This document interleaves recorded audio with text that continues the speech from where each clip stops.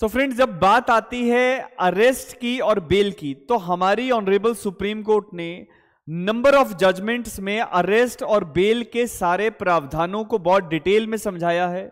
Jurisprudence क्या है bell और अरेस्ट का, उसको बहुत डिटेल में समझाया, जिसमें से हाल ही के कुछ सालों में 2022 में 2023 में बहुत सारी नंबर ऑफ जजमेंट्स जो थी इन सारे विषयों पे आती रही।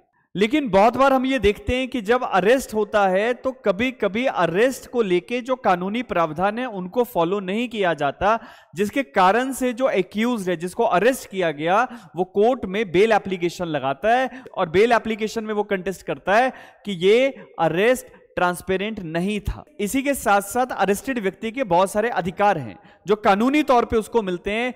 आज के सेशन में उन सारे अधिकारों के ऊपर बात की जाएगी और हिमाचल प्रदेश हाईकोर्ट का एक बहुत इंपॉर्टेंट जजमेंट जो है वो आपके सामने मैं रखूंगा, जिसमें हिमाचल प्रदेश हाईकोर्ट ने कॉमर्शियल क्वांटिटी एनडीपीएस के केसेस में कॉमर्शियल क्वांटिटी के मैटर में बेल ग्रांट किया है।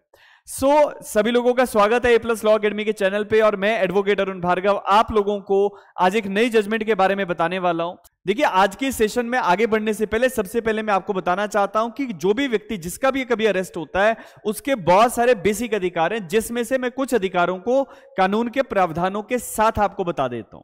देखिए, सबसे पहले जब भी अरेस्ट होता है तो आप लोगों को मैं बता देता हूं कि कोई भी ऐसा अपराध जिसकी सजा 7 साल से कम है, लेस देन 7 ईयर्स है, तो पुलिस अधिकारियों को उस केस में रूटीन मैनर में अरेस्ट नहीं करना होता है। क्योंकि सतेंद्र कुमार अंतिल वर्सेस सीबीआई का केस 2022 में आया था, जिस केस में ऑनरेबल सुप्रीम कोर्ट ने बहुत क्लियर कहा है कि जितने भी केसेस जिनमें 7 ईयर से लेस पनिशमेंट है, उन केसेस में पुलिस वालों को रूटीन मैनर में अरेस्ट नहीं करना है, रेदर उनको नोटिस सर्व करके व्यक्ति को थाने में बुला के उससे पूछताछ करनी है। और अगर उनको लगता है कि व्यक्ति भाग सकता है या वो कोई और अपराध कर सकता है या वो कोर्ट के सामने अपीयर नहीं होगा या वो किसी तरह से विटनेसेस को प्रभावित कर सकता है, तो ऐसे केसेस में पुलिस ऑफिसर रीजंस रिकॉर्ड करके अरेस्ट करने की तरफ जा सकते हैं। इसके साथ साथ जब भी अरेस्ट होगा, अगर आप सीआरपीसी पढ़ते हैं तो सीआरपीसी का 41 capital A B C D इन 4 प्रावधानों में एक्यूज्ड को लेके, अरेस्टेड व्यक्ति को लेके बहुत सारे अधिकारों की बात की गई है। ये सारे अधिकार हमारी ऑनरेबल सुप्रीम कोर्ट की बहुत लैंडमार्क जजमेंट रही DK Basu versus state of West Bengal की 1996 की, इसके साथ साथ Joginder Kumar versus state of UP का 1994 का जजमेंट। इन दोनों जजमेंट्स में बहुत इंपॉर्टेंट विषय जो था, इन दोनों जजमेंट्स में बहुत इंपॉर्टेंट विषय कि अरेस्ट ट्रांसपेरेंट होना चाहिए, जो भी व्यक्ति अरेस्ट कर रहा है उसकी अकाउंटेबिलिटी होनी चाहिए, और उसको लेके बहुत सारे मापदंड बनाए गए, जिसमें से कुछ बेसिक चीजें मैं आपको बताता हूं कि जब भी अरेस्ट होगा तो अरेस्ट मेमो बनाया जाता है। अरेस्ट मेमो के साथ साथ डायरी में एंट्री की जाती है। इसके साथ साथ जो है अरेस्ट मेमो पे कंसर्न्ड अरेस्टेड व्यक्ति का कोई रिश्तेदार, कोई रिलेटिव, कोई फ्रेंड जो है अगर अवेलेबल है तो वो उसको अटेस्ट करेगा कि उसके सामने अरेस्ट हुआ था। और अगर कोई फ्रेंड, फैमिली, रिलेटिव का कोई भी व्यक्ति नहीं है तो कोई भी इंडिपेंडेंट व्यक्ति की मौजूदगी में अरेस्ट मेमो जो है वो तैयार होता है। इसके साथ साथ पुलिस वालों को अरेस्ट करते समय अपनी नेम प्लेट, अपना नेम विजिबल होना चाहिए उनकी प्लेट में, और उनको बताना होता है कि वो किस कारण से अरेस्ट कर रहे हैं। अगर कारण जो है अरेस्ट का, ग्राउंड्स ऑफ अरेस्ट ना बताए जाएं तो उसकी वजह से अरेस्ट जो है वो इलीगल भी माना जा सकता है। हमारे सीआरपीसी के सेक्शन नंबर 50 कैपिटल ए के अंदर इस चीज को लेके बहुत क्लियर प्रोविजन है कि जब भी अरेस्ट होगा, अरेस्ट करते समय police officer grounds of arrest accused व्यक्ति को, अरेस्टेड व्यक्ति को, जिसका अरेस्ट किया जा रहा है, उसको बताएंगे। उसके बाद जब उसको थाने में लेके जाएंगे या जहां पे भी लेके जाएंगे, उस व्यक्ति के द्वारा बताए गए किसी और रिश्तेदार, व्यक्ति, रिलेटिव, फ्रेंड, फैमिली या जो भी व्यक्ति का नाम वो लेता है, उसको आपको सूचना देनी पड़ती है कि हमने अरेस्टेड व्यक्ति को कहां पे रखा है। ये बहुत इंपॉर्टेंट चीजें हैं। अरेस्टेड व्यक्ति किसी व्यक्ति का नाम नॉमिनेट करेगा या अपने फ्रेंड, फैमिली, रिलेटिव किसी भी व्यक्ति का नाम नॉमिनेट करेगा, तो पुलिस वालों की यह जिम्मेदारी होती है कि वो उस नॉमिनेटेड व्यक्ति को यह सूचना दें कि उन्होंने अरेस्टेड व्यक्ति को कहां पे रखा है। इसके साथ साथ एक बहुत इंपॉर्टेंट बात है कि जब भी अरेस्टेड व्यक्ति को थाने में या कहीं और रखा गया है, उसका अरेस्ट हुआ है, लॉफुल अरेस्ट है, तो आपको डायरीज में पूरी एंट्रीज करनी होती है, रजिस्टर में एंट्री होती है, ताकि जब भी मैजिस्ट्रेट के सामने अपीयरेंस करवाई जाएगी, प्रोडक्शन करवाई जाएगी, तो मैजिस्ट्रेट इस चीज को सुनिश्चित करें कि क्या पुलिस वालों ने कंसर्न्ड प्रोविजंस को फॉलो अप किया है कि नहीं किया है। ये सारी चीजें सेक्शन नंबर 50 कैपिटल ए के अंदर सीआरपीसी में हमें मिलती थी और सेक्शन नंबर 48 के अंदर भारतीय नागरिक सुरक्षा संहिता के अंदर हमें मिलती है। अब बात हुई कि देखिए ग्राउंड्स ऑफ अरेस्ट बताना एक जरूरी चीज है जो पुलिस वालों को कंप्लाई करनी होती है।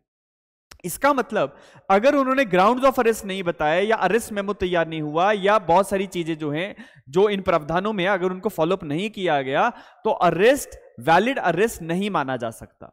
अब इसी को लेके हमारे हिमाचल प्रदेश की हाईकोर्ट में एक केस आया है जो कि एनडीपीएस के अंदर एक मुकदमा दर्ज हुआ। एनडीपीएस जो हमारा नार्कोटिक्स एंड साइकोट्रॉपिक सब्सटेंसेस को लेके जो कानून है उसके अंदर आपको, जैसे मैंने पहले भी जो हमारा एनडीपीएस के ऊपर एक मैंने सेपरेट सेशन लिया था अपने यूट्यूब पे, उसमें मैंने आपको बताया था कि एनडीपीएस के अंदर जब भी केसेस रजिस्टर होते हैं तो तीन तरह के केसेस बनते हैं। वो केसेस जो स्मॉल क्वांटिटी के लिए हैं वो अलग देखे जाते हैं, इंटरमीडिएट क्वांटिटी के लिए अलग देखे जाते हैं और कमर्शियल क्वांटिटी के लिए अलग तरह से केसेस को कोर्ट जो है वो फॉलोअप करती है और आपकी कार्रवाई भी उसी तरीके से फॉलोअप होगी।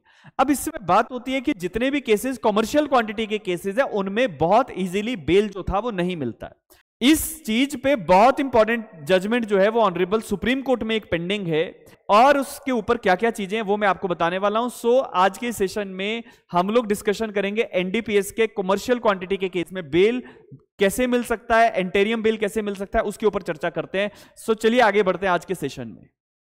सो इस केस में हिमाचल प्रदेश हाईकोर्ट में एक डिसीजन आया है। हुआ क्या कि पुलिस स्टेशन पालमपुर में एक एफआईआर दर्ज किया गया। हिमाचल प्रदेश के पालमपुर में एक एफआईआर दर्ज हुआ जो कि section 20, 25 and 29 of the NDPS act को लेके ये सेक्शन जो थे ये लगाए गए। इस केस में जो पिटिशनर की तरफ से एडवोकेट्स रहे हैं मिस्टर राहुल कुमार, मिस्टर मयंक गुप्ता, ये दोनों मेरे स्टूडेंट्स हैं और हमें बहुत खुशी होती है कि जब हमसे पढ़े हुए बच्चे हाई कोर्ट्स में, सुप्रीम कोर्ट में या हमारी डिस्ट्रिक्ट कोर्ट्स में बहुत अच्छे से अपनी वकालत कर रहे हैं और अपने अपने क्लाइंट्स को जो भी कानूनी तौर पे जो रिलीफ दिलवाने की कोशिश कर रहे हैं। सो इसी के साथ साथ मैं इस केस के जो पॉइंट्स हैं वो आपके साथ डिस्कस करता हूं। देखिए हुआ क्या, इस केस में जब अरेस्ट हुआ तो अरेस्ट होने के बाद फर्दर पिटिशनर ने अरेस्ट को चैलेंज किया।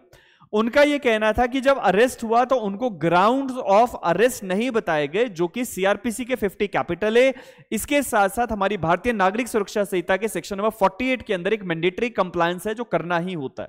सो पिटिशनर ने आर्गुमेंट रेज किया कि ग्राउंड्स ऑफ अरेस्ट नहीं बताए गए और अरेस्ट मेमो जो है वो इसको सपोर्ट नहीं करता क्योंकि अरेस्ट मेमो में ग्राउंड्स ऑफ अरेस्ट बताए हैं या नहीं ये चीज नहीं लिखी होती है। इसके साथ साथ स्टेट के पास कोई ऐसा डॉक्यूमेंट नहीं था जिससे वो प्रूव करवा पाए कि उन्होंने ग्राउंड्स ऑफ अरेस्ट जो हैं वो बताए हैं कंसर्न्ड एक्यूज्ड व्यक्ति को। इसके साथ साथ सुप्रीम कोर्ट में एक बहुत इंपॉर्टेंट केस अभी पेंडिंग है, बहुत जल्दी उसका डिसीजन भी आ जाएगा। उस केस का टाइटल है Mihir Rajesh Shah versus state of Maharashtra. Mihir Rajesh Shah versus state of Maharashtra. जब ये केस आ जाएगा तो इसके ऊपर भी हम डिस्कशन करेंगे। लेकिन मिहिर राजेश शाह के केस में क्या जो मेन पॉइंट है वो पेंडिंग है कि ग्राउंड्स ऑफ अरेस्ट कम्युनिकेशन जो कम्युनिकेशन है वो किस तरीके से होगा। अगर ग्राउंड्स कम्युनिकेट नहीं हुए हैं तो क्या अरेस्ट इनवैलिड हो जाएगा, क्या इस बेसिस पे एक्यूज व्यक्ति को, अरेस्टेड व्यक्ति को बेल मिल जाएगी। ये सारी चीजें अभी ऑनरेबल सुप्रीम कोर्ट के अंदर पेंडिंग है। This matter is under consideration before the supreme court. अभी तक सुप्रीम कोर्ट का इस केस में डिसीजन नहीं आया है। लेकिन इसी के साथ साथ अभी हाल ही में सुप्रीम कोर्ट ने एक case State of Karnataka versus Hemant Datta में भी ऐसा ही एक डिसीजन जो Chetram versus state of Himachal Pradesh में एचपी हाईकोर्ट ने दिया है वैसा ही एक डिसीजन आपको देखने को मिलेगा।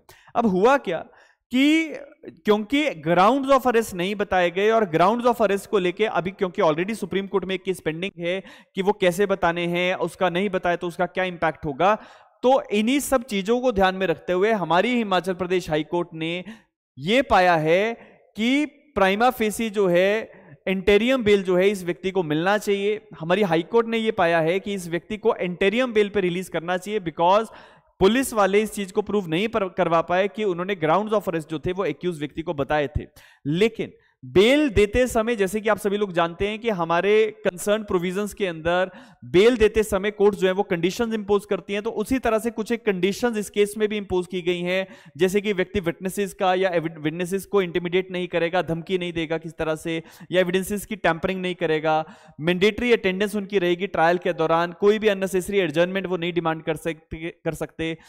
अपने रेजिडेंस को छोड़ने से पहले उनको जो है एसएचओ को, कंसर्न एसएचओ को इंटीमेशन देना है, पासपोर्ट पासपोर्ट सरेंडर करना है। तो ऐसी कुछ एक जो कंडीशंस है वो कंडीशंस डेफिनेटली लगाई गई कि इस व्यक्ति को कोर्ट ने डायरेक्शन दिया है कि वो अपना मोबाइल नंबर और सोशल मीडिया का जो अकाउंट है उन सारी चीजों को पुलिस ऑफिसर्स को फर्निश कर दे।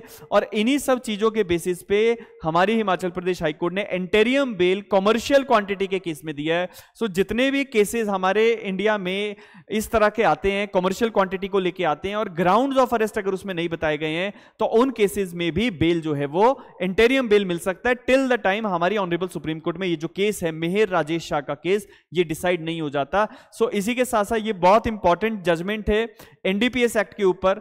और जितने भी लोग हमारे चैनल पे पहली बार आए चैनल जरूर सब्सक्राइब कीजिएगा। और आने वाले समय में हम चाहते हैं कि अगर आप लोगों की डिमांड हो तो हम एनडीपीएस के ऊपर हर प्रोविजन के ऊपर आप लोगों के साथ केसेस को डिस्कस करने वाले हैं। सो अगर आपकी ऐसी डिमांड है तो आप हमारे कमेंट बॉक्स में जरूर लिख के बताएं। इसी के साथ साथ मिलेंगे किसी नए वीडियो में, तब तक के लिए बहुत बहुत धन्यवाद। अपना बहुत अच्छे से ध्यान रखिएगा। Thank you so much.